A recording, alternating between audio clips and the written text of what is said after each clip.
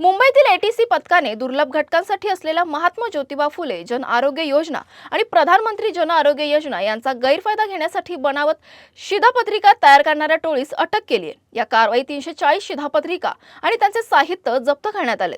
मुंबई तसेच मीरा रोड, ठाणे व वसई भागात गुप्त बातमीदार आणि एटीसी पथक व दिंडोशी पोलिसांच्या संयुक्त प्रयत्नांमुळे हा गुन्हा उघड झालाय।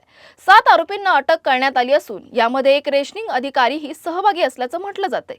याबाबत पोलीस अधिक तपास करत आहेत। दिंडोशी पोलीस ठाण्यात येथे एक बोगस रेशन कार्डच्या रॅकेटचा पर्दाफाश केला। माझ्याबरोबर स्वतः एसीपी साहेब बीसे सर आहेत। सर काय सांगाल सर, काय बातमी आहे आणि कशा प्रकारे तुम्ही यांचा भांडाफोड केला?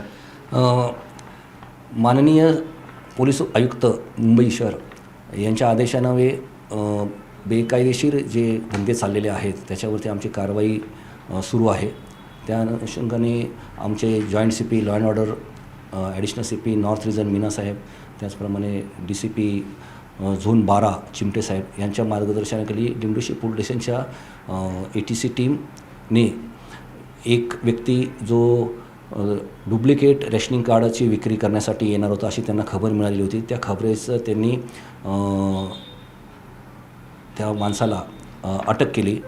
त्याच्याकडे एकूण 343 फर्जी डुप्लिकेट रेशनिंग कार्ड मिळालेले होते। त्याची संपूर्ण इन्क्वायरी केली। त्या इन्क्वायरीमध्ये गुन्हा रजिस्टर केला। त्याच्यानंतर आम्ही 6 लोकांना अटक केले। ह्या 6 लोकांमध्ये एक रेशनिंग ऑफिसचा कार्यालयातला एक सरकारी कर्मचारी देखील अटक केलेला आहे, जो की त्याला मदत करायचा। हे रेशनिंग कार्ड महात्मा ज्योतिबा फुले जन आरोग्य योजना, त्याचप्रमाणे प्रधानमंत्री जन आरोग्य योजना ह्याच्यासाठी वापरला गेल्याचा सुरुवातीचा अंदाज आहे। त्याच्यामध्ये पण देखील आम्ही चौकशी करत आहोत। ह्या जे रेशनिंग कार्ड्स आहेत, हे डुप्लिकेट रेशनिंग कार्ड ह्या कमी किमतीत विकले जायचे, साधारण 5 ते 10 हजार, जशी ज्या व्यक्तीला गरज असेल त्या पद्धतीने। आणि ह्या ज्या सरकारी योजना आहे याच्यामध्ये त्याचा वापर केला जायचा। तर त्या दृष्टीने आम्ही रेशनिंग कार्यालय यांच्याशी देखील संपर्कात आहोत आणि अशा प्रकारे किती ज्या आम्हाला प्राप्त झाले आहेत किंवा इतर योजनांमध्ये असे काही फर्जी डॉक्युमेंट्स वापर केला आहे का याबाबतची चौकशी सुरू आहे। सध्या आमच्याकडे 7 आरोपी अटक केलेले आहेत आणि त्यांच्याकडून एकूण 343 आम्ही डॉक्युमेंट्स आपण पाहतो की राज्य सरकारची वेगवेगळी योजना आहे, ती आपली लाडकी बहीण योजना असेल किंवा वेगळ्या, त्याचा कुठेतरी याचा फायदा घेण्याचा यांचा प्रयत्न असतो का? मे बी असा असू शकतो, परंतु सध्या ऑनलाईन केलेलं आहे त्याच्यामुळे हा सध्या होणार नाही। पण ह्या ज्यावेळी ऑनलाईन ही योजना नव्हत्या की त्यावेळी पण असू शकतं, किंवा बांगलादेशीसारखे लोक आहेत त्यांना आधार कार्ड, पॅन कार्ड वगैरे बनवण्यासाठी ह्याचा वापर केला जाऊ शकतो की माझं अस्तित्व इथे आहे आणि मी रेशनिंग कार्ड होल्डर आहे, ह्या दृष्टीने ते हे दाखवू शकतात। कारण ह्या कार्डचा वापर त्याच्यामध्ये केला गेलेला आहे।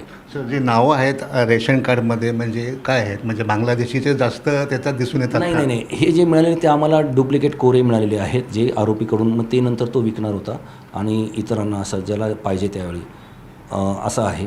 सध्या तरी आमची इन्क्वायरी चालू आहे आणि त्याच्याकडे इन्क्वायरी केल्यानंतर त्याने कोणत्या व्यक्तीला दिलेले आहेत त्या रेशनिंग कार्डचे, काही जे रेशनिंग दुकानदार आहेत त्यांना अरेस्ट केलेलं आहे, काही एजंट आहेत त्यांना अरेस्ट केलेलं आहे आणि त्यांनी कोणाकोणाला दिलेलं आहे हा फार मोठा तपास आहे। तो आमची टीम आम्ही फर्म केलेली आहे त्यासाठी आणि त्या टीम ती कारवाई करत आहे। आपण इथे पाहू शकतो की दिंडोशी पोलिसांतर्फे एक मोठी कारवाई करण्यात आलेली आहे। कॅमेरामॅन दत्ता प्रसादसह किरण जाधव, आवाज इंडिया।